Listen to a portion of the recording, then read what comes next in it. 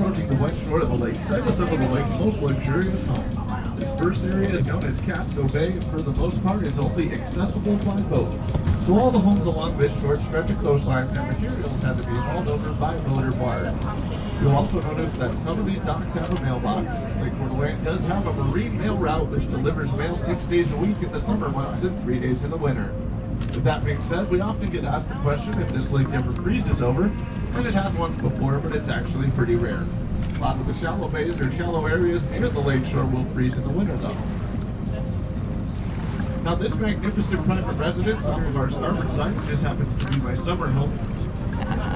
It's also the only home in Casco Bay that has a private driveway that's over 2 miles long.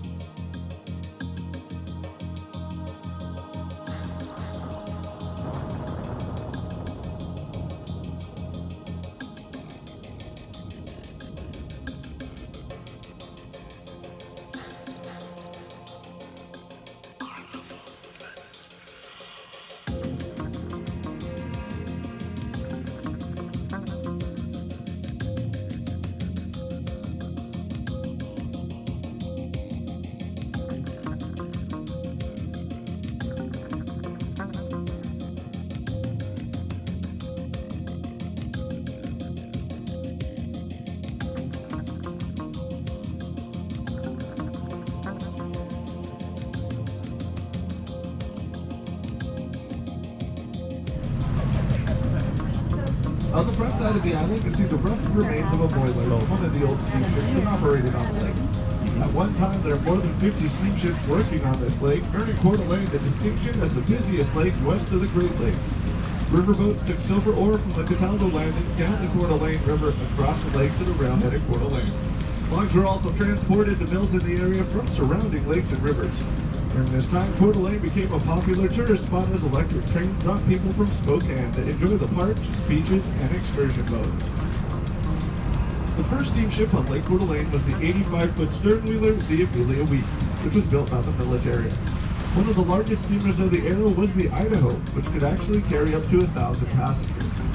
Now, as we travel along this next section of the lake, you'll notice rails that run up these hills. These are actually for trams, which are used to transport people and materials from the road above their homes down to the water level. The other option is a cardiovascular workout on the steep sets of stairs you'll also see.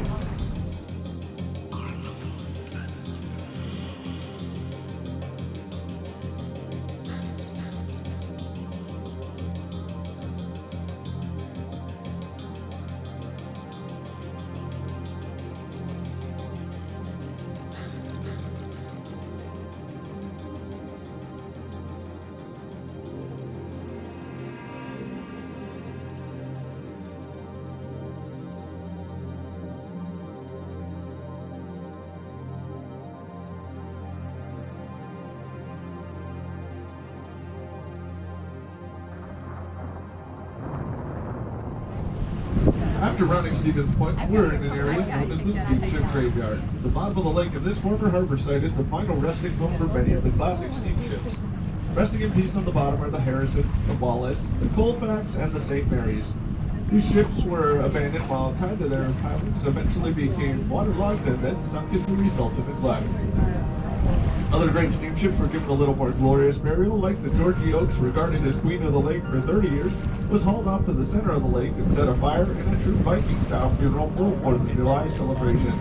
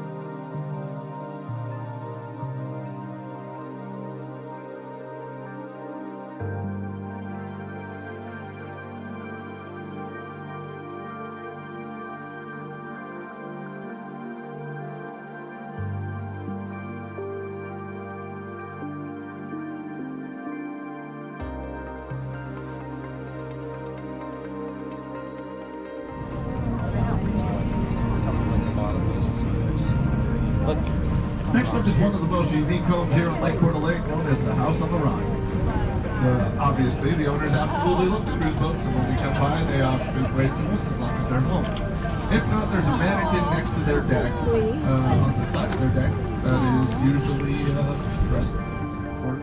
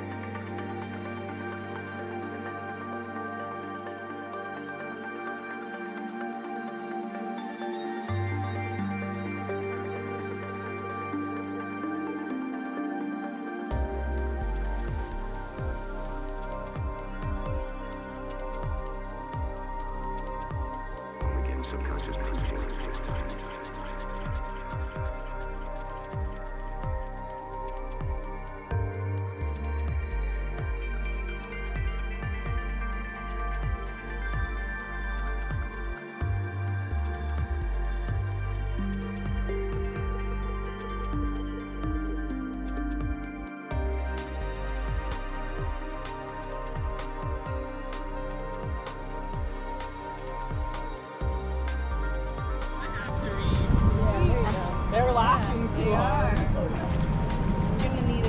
We are now approaching the Coeur d'Alene Resort Golf Course. You can see the beautiful groundskeeping that have earned Golf Digest praise as the best conditioned course in North America. With the famous floating green on the 14th hole, this magnificent place consistently earns gold medal status among the world's finest golf courses. Golfers can warm up on the over-the-water driving range, then play through forests along a creek and Lake Coeur d'Alene. The round comes complete with a personal caddy, water taxi to the course, a commemorative back tack, and luxury custom carts with I guess I'm not sure, but that's... And yes, I had to read because they were having too much fun.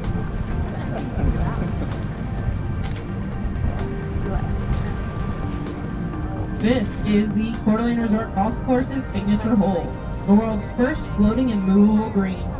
Moving the green allows the length of the hole to vary 75 to 175 yards. After the tee shot from shore, golfers board a small boat called the putter for a short ride to the greens. Every golfer is allowed 2 shots to the green. If both miss, they can drop the ball on the green to putt out. The floating green was built out of 104 concrete blocks filled with styrofoam and assembled the same way the floating bridges were in Seattle. Up next, you will see the Coeur d'Alene Resort's private beach and infinity swimming pool, complete with sun deck, bar, snack area, and private furnished cabanas for rent. Beyond that is the Hagedon Event Center. This facility offers the most amazing wedding venue along the Pacific Coast by providing a waterfront setting with the most privacy imaginable. This was also the home to a season tryout of American Idol a couple years ago.